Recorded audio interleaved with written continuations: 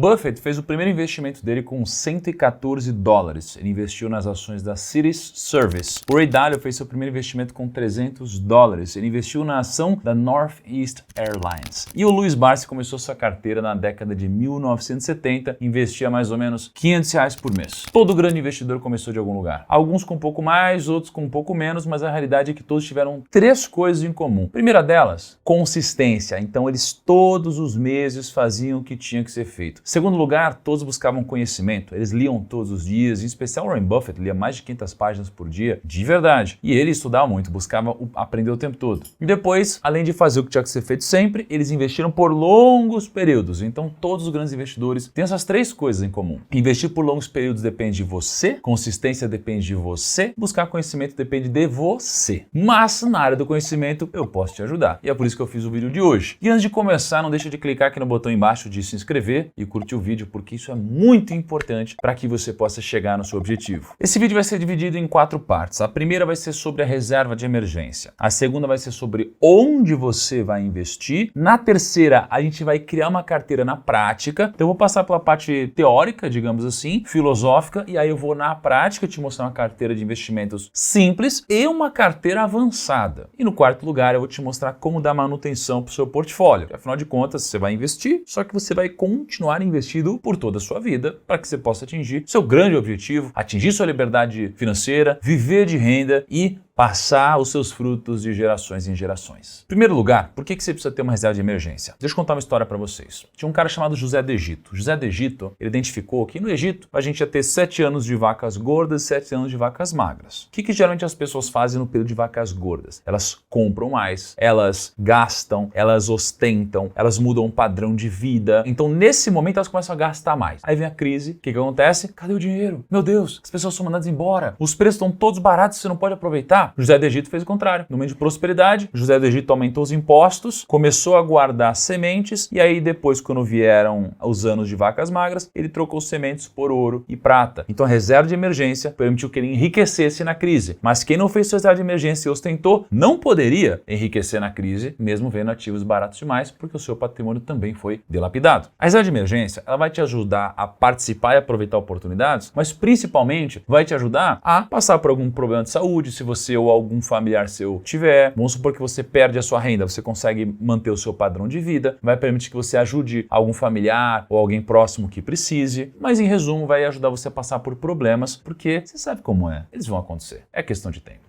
Onde então você deve ter sua reserva de emergência? Bom, você tem o triângulo de Nigro, não é? Você tem um triângulo com 3 pontas, cada ponta é algo a ser analisado no investimento. Rentabilidade, risco, liquidez. Você quer algo que você possa resgatar a qualquer momento, ou seja, você quer uma liquidez alta. Você quer um risco baixo, porque você quer muita segurança. A rentabilidade em contrapartida não vai poder ser a mais alta do mundo. Sempre que a gente investe, a gente olha para esse triângulo. Quanto maior o risco, maior a rentabilidade que a gente vai cobrar para investir nesse local específico. O que se enquadra nessas características no Brasil? 3 coisas basicamente: Tesouro Selic, Fundo DI e uma conta corrente remunerada num banco digital que seja seguro ou num grande banco onde você tenha essa função. São 3 possibilidades para fazer sua reserva de emergência. Por que você não deve fazer sua reserva de emergência na poupança? Basicamente a poupança, além de ela ter uma rentabilidade menor do que tudo isso que eu acabei de falar, em praticamente todos os cenários, você ainda tem uma liquidez falsa. Ou seja, você não pode resgatar dinheiro todos os dias na poupança.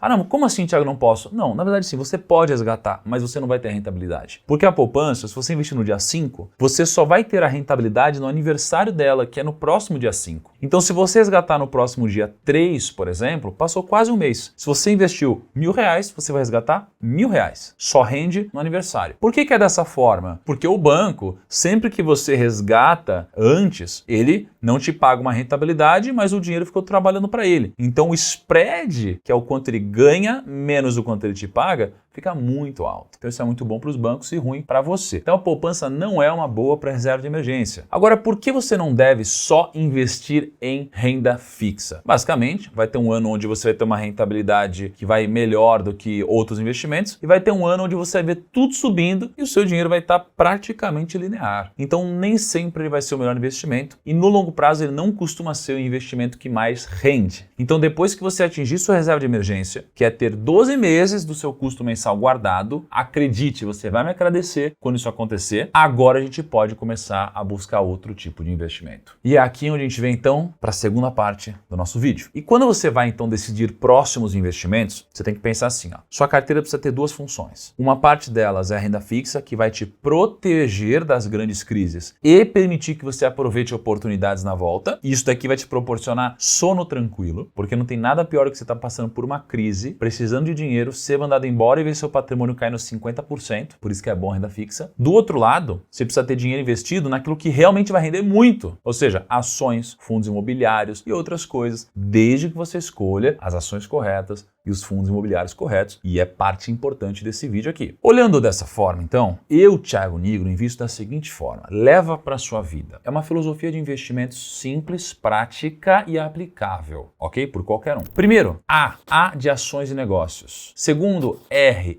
de real estate, são fundos imobiliários. C de caixa ou cash, renda fixa. E A de ativos internacionais. Então, ARCA, essa é a minha filosofia de investimentos. Vamos começar falando de ações e negócios aqui. Quem são as pessoas mais ricas do planeta? Elon Musk, 248 bilhões de dólares, Bernard Arnault, 206 bilhões de dólares, Jeff Bezos, 160, Larry Ellison, 152, e você tem todos esses outros que você está vendo aí. O que todos eles têm em comum? Todos eles empreenderam ou investiram em negócios e ficaram bilionários assim. Por exemplo, se de 1802 até 2021 você investisse $1 na inflação nos Estados Unidos, você teria 23 dólares. Ou seja, o dinheiro ele perdeu valor, né? Então, $1 em 1802 valeria em 2021 23 dólares. Se fosse em ouro, você teria 94 dólares. Se fosse em bills, né, que seria basicamente você emprestar dinheiro para o governo, você teria 5 mil dólares. Se fosse em bonds, você teria 50 mil dólares, que seria equivalente a um crédito privado aqui no Brasil, uma debenture, por exemplo. Ou se fosse em ações, você teria 54 milhões de dólares. $1 teria virado 54 milhões de dólares. Pô, é claro que vai ser muito difícil alguém viver 200 anos, mas o que eu quero mostrar aqui é a diferença no longo prazo de algo que renda muito mais. Quando a gente vai falar de investimento em ações, e uma parte do nosso portfólio acredito que a gente deve ter em ações, a gente tem três formas principais de se investir. A primeira delas é através de um ETF. ETF é algo que você não precisa ter conhecimento técnico, você compra um pacote de ações e esse pacote de ações tem um nome, por exemplo, BOVA11. Quando você compra a BOVA11, você não precisa saber o que você está escolhendo, porque ele compra todas as ações do índice Bovespa. Então aqui você comprou todas as ações basicamente, ou as maiores ações do Brasil. Então você não precisa ter conhecimento técnico, porque é isso. Não tem vou escolher a melhor ou pior ação. É isso. A outra forma é você investir em fundos ou em previdência privada. Aqui você vai, geralmente, não ter que escolher a melhor ação, mas vai ter que escolher o melhor gestor. É como se você fosse escolher um time de futebol pelo técnico. O técnico e o time todo vai administrar melhor ou pior um time. Então você vai escolher o técnico e essa estrutura administrativa, e não cada jogador e montar seu próprio time. Aqui você também não precisa de muito conhecimento técnico, mas você precisa de um pouco, porque você, afinal de contas, vai ter que saber julgar se esse ou aquele é um bom investidor para você confiar o seu patrimônio. Ou você pode escolher ações diretamente. Quando você vai escolher ações diretamente, você que vai ser o responsável por escolher um ativo. Isso significa que você vai estar brigando com o mercado inteiro, com quem não conhece nada, que nunca investiu, e com quem já investe há 50 anos e tem bilhões de dólares. Então você vai ter que ser melhor do que muitas pessoas no mercado, porque você entrou numa competição agora. Você não quer mais ter um rendimento médio, você quer escolher as melhores ações que vão render mais do que a média. É que você precisa de conhecimento. E por que faz muito sentido você saber onde investir? Bom, imagina que você investe R$10 mil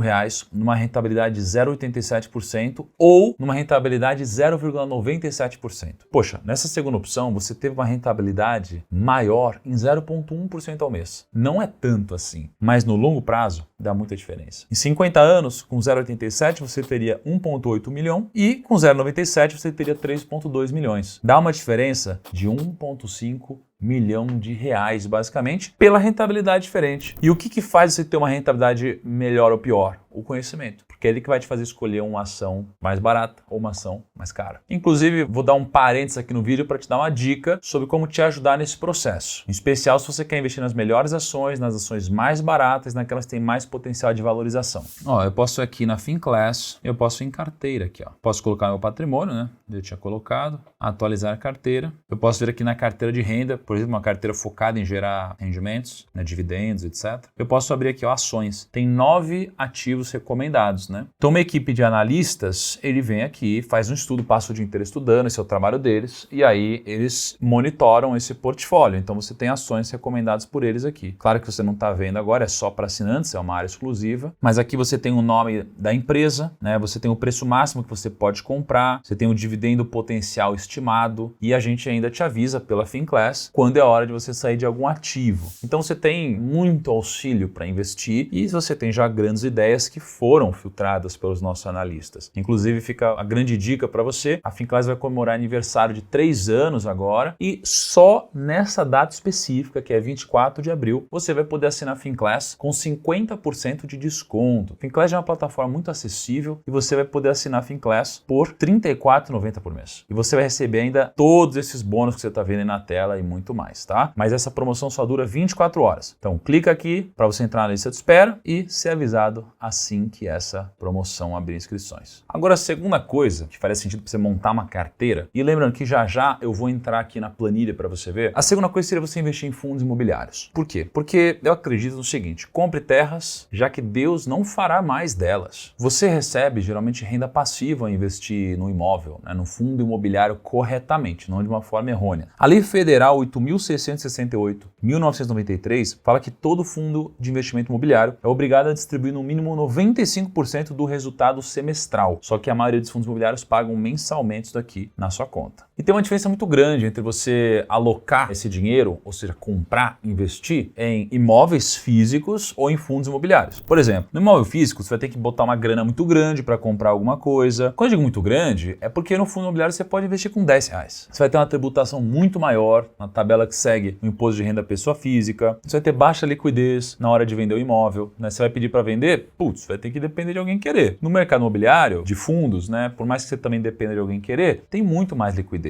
É mais barato, é mais simples, isenção de imposto de renda no dividendo. Então se você compra imóvel para alugar, 2 meses que você recebe do aluguel vai ser só para pagar imposto mais ou menos. No fundo imobiliário não, nem paga imposto porque é isento, o dividendo é isento que cai na sua conta. Então a melhor forma, geralmente, é através do fundo imobiliário. Se você é um profissional na área dos investimentos imobiliários, faz mais sentido você ir no imóvel físico, porque existe uma coisa chamada assimetria de preço. Então no mesmo prédio você pode achar um imóvel caro e um barato. Quem tem menos informação acaba fazendo piores negócios. No mercado de fundos imobiliários já não é bem assim, mas no geral, fundos imobiliários. Até porque, quando você receber um dividendo lá, R$100, por exemplo, não adianta você querer reformar o seu banheiro que seu imóvel não vai valorizar. Um fundo imobiliário você compra R$100 em novas cotas e o seu rendimento aumenta no outro mês. Então, você pode acessar os fundos imobiliários através dos ETFs, igual eu falei nas ações. Você pode investir no XFIX 11, por exemplo. E aí tem alguns investimentos que tem uma exposição ao mercado imobiliário, ou você pode investir diretamente. E aí você tem que escolher bons fundos imobiliários, né? Diretamente. Só que aí é o seguinte, você pode escolher também um investimento ruim. Então você começa a aumentar o seu risco e depende muito do seu conhecimento. Por exemplo, aqui você tem 2 fundos imobiliários. Você tem o HGPO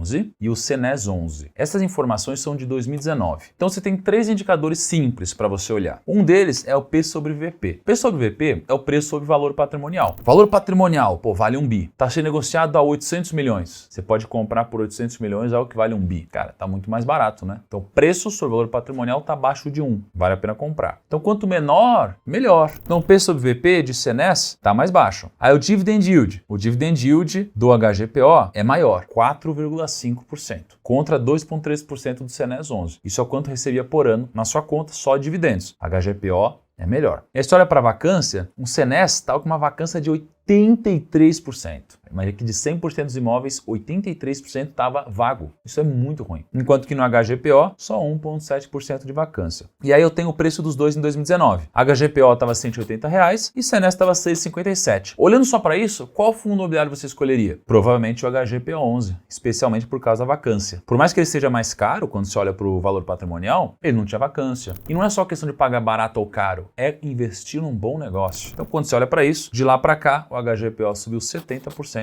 enquanto o Senes caiu 54%. Viu como ajuda você escolher bons indicadores? Você saber o que você está fazendo? Agora imagine se você pudesse aprofundar um pouco mais ainda. Por isso que eu digo, me segue aqui no Primo Rico, me segue no Instagram, continua aprendendo comigo. Eu tô aqui para te ajudar. Agora, se você quiser se aprofundar mais ainda, você pode também assinar a Finclass na promoção que eu te falei de aniversário. Inclusive lá dentro você tem uma carteira recomendada de fundo imobiliário. Agora a gente vem para os investimentos internacionais. Parte dos seus gastos são em dólar. Então, gasolina, parte é em dólar. Você tem a conta de celular, o streaming, uma boa parte é dolarizado também. Quase tudo que você usa tem componente dolarizado, videogames, tudo que você usa tem um componente dolarizado. As maiores empresas do mundo, elas também não estão no Brasil. Então você tem a Microsoft, a Apple, a Nvidia, Saudi Aramco, Google, Meta, Berkshire, você tem várias.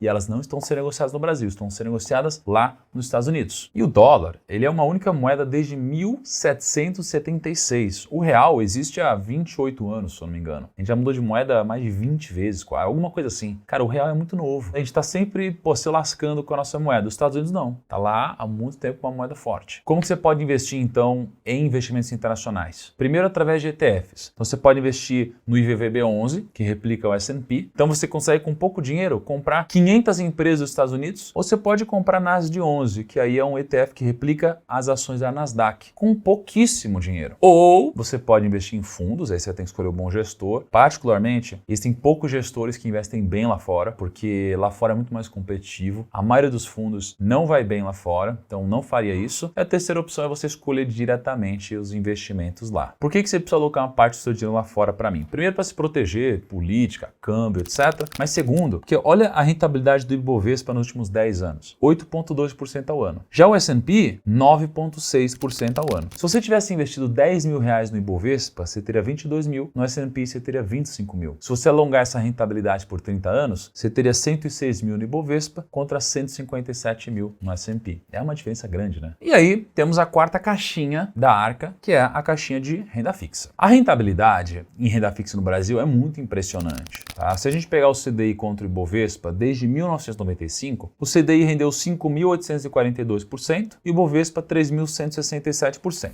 Então, com 100 reais, você teria 6 mil contra 3,3 mil. Obviamente, você tem algumas ações que renderam muito mais do que a média. Aqui eu estou falando da média. A ideia não é ser medíocre, mas, na média, a renda fixa rendeu muito mais e com muito mais segurança. Além disso, você tem muito mais segurança e previsibilidade, né? Então, você consegue saber quanto você vai ganhar, sabe o risco que você está correndo. E a renda fixa, ela tem sempre uma função de termômetro, né? Você tem menos de 25% em renda fixa, cara, talvez seja a hora de você vender fundos imobiliários e ações para comprar renda fixa. Você começa a ter muita renda fixa, mais que 25%, talvez já comece a ter que comprar ações e fundos imobiliários, porque provavelmente eles caíram ou eles não subiram ainda. Então você vai rebalanceando o seu portfólio. Agora, vamos falar de como montaríamos uma carteira na prática. Estou aqui com uma planilha muito legal. A gente não está disponibilizando muitas planilhas, mas se vocês continuarem pedindo muito, quem sabe?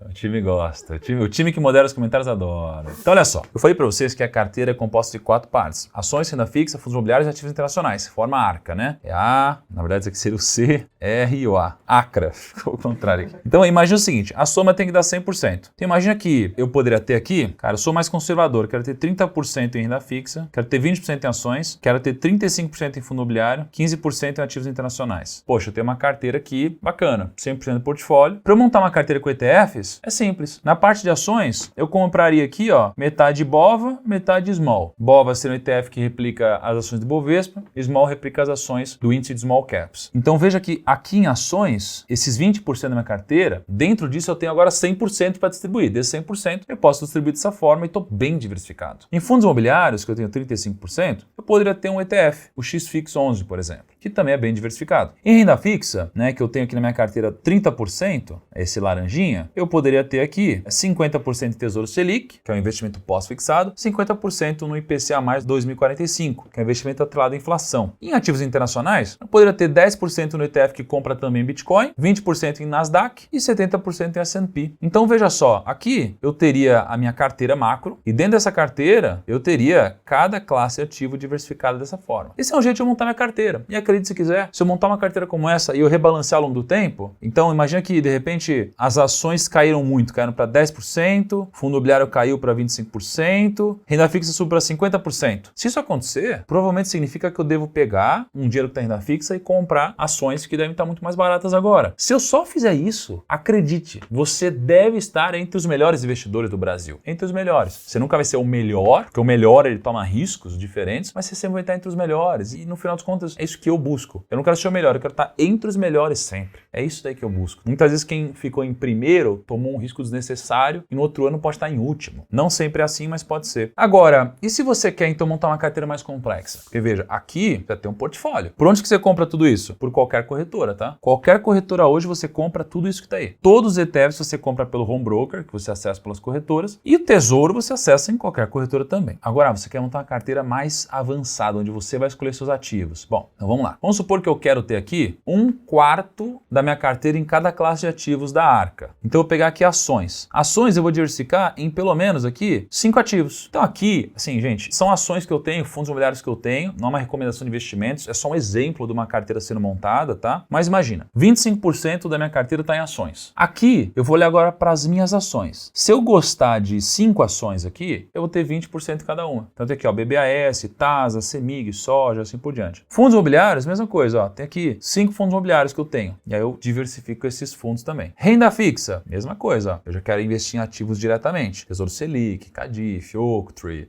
IPCA e assim por diante. E internacional, eu quero, além de ter ETFs, eu quero ter diretamente Bitcoin e Ether, por exemplo. Eu já começo a ter uma diversificação como essa. Agora, isso é exemplo de uma carteira, mas o processo da montagem da carteira é muito importante. Então, como que você vai decidir, por exemplo, que você vai ter BBAS 3, que é Banco do Brasil, ou você vai ter Santander, ou Itaú, ou Bradesco? Cara, você tem que fazer uma análise, né? Você olhar para múltiplos indicadores, história dos bancos, quem são os gestores. Por isso que você precisa se aprofundar um pouquinho mais em conhecimento. Então, a proposta do vídeo é te ajudar a montar uma carteira iniciante aqui, ó. Então, você monta com ETFs. Agora, para você ter uma noção de como ficaria o seu portfólio com mais conhecimento, aí seria dessa forma. E aí você tem duas coisas que podem acontecer quando você monta uma carteira mais avançada. Uma é, você pode ganhar muito mais que a média, e a outra é, você pode perder muito mais que a média também. Porque agora você começa a entrar num risco. Entende? E agora a gente vem para o quarto passo desse vídeo, que é o seguinte. A gente falou de montar a reserva de emergência, a gente falou sobre onde vai colocar o seu dinheiro, aí eu mostrei para você uma planilha agora sobre criar uma carteira na prática, e aí você vem para o próximo passo, que é o seguinte, como você vai gerenciar seu portfólio daqui para frente. Se você olhar para sua carteira daqui a 10 anos e você não mexer nela, ela vai estar bem diferente. Ela não vai estar igual. Vai ter coisa que subiu mais, vai ter coisa que subiu menos, vai ter coisa que caiu, vai ter de tudo. Vamos supor então que você tem R$1.000 para você investir e você investe 50% no ativo A, 50% no ativo B. Você começa com R$500 em cada um. No primeiro ano, o ativo A sobe 100% e agora você tem R$1.000. O ativo B cai 50% e agora você tem R$250. Você começou então os investimentos com R$1.000 e agora você tem R$1.250. No próximo ano, o ativo A cai 50%, o ativo B sobe 100%. Quanto que você tem? R$1.000. A mesma coisa do que quando você começou. Os investimentos oscilaram pra caramba, mas nada mudou. Nada mudou. O que você deve fazer para fazer uma boa manutenção da sua carteira? Imagina o seguinte, primeiro ano, R$500 em cada um. Segundo ano, o investimento A subiu 100%, você tem 1.000. Investimento B caiu 50%, você tem 250. O que você vai fazer agora? Você vai rebalancear a sua carteira. Então você vai pegar o investimento A que você tinha R$1.000, você vai somar com o investimento B que tem 250, dá 1.250 e você vai dividir por 2. Você vai então encontrar o número de R$625. Então você vai sair do investimento A, colocar no investimento B, para que você tenha 625 em cada uma. Aí no outro ano, o investimento A caiu 50%, o B subiu 100%. O que aconteceu? Você agora tem R$1.562,50. Então você teria um rendimento de 56,25% contra o rendimento de zero, só porque você fez um rebalanceamento do seu portfólio, que é o que eu sempre ensino aqui no Primo a ser feito. E é por isso que a minha carteira, inclusive, está indo tão bem nos últimos tempos. Eu sei que nem todo mundo quer aprender a investir, eu sei que nem todo mundo tem tempo para investir, eu sei que nem todo mundo sabe como investir e eu sei que nem todo mundo tem vontade de cuidar do seu próprio dinheiro. Mas eu te mostrei no vídeo sobre como você pode seguir recomendações da Finclass, se você não quiser ter tanto tempo desprendido no pensamento, então você pode assinar a Finclass no dia do aniversário e ter uma carteira recomendada. Agora, se você é daquele que quer aprender a fazer, você quer com carinho, você mesmo escolher fazer todo o processo, você pode fazer, ou você também pode consultar a Finclass com uma segunda opinião, até para te trazer inspirações dali e fazer os mais de 70 cursos da Finclass com o presidente do Banco Central, ex-vencedor de Prêmio Nobel e um monte de gente muito boa ali. Vou deixar o link aqui na descrição. Turma, vocês gostaram do vídeo de hoje? Me dá um feedback, me dá uma orientação e uma dica para o próximo. Um grande abraço e até lá.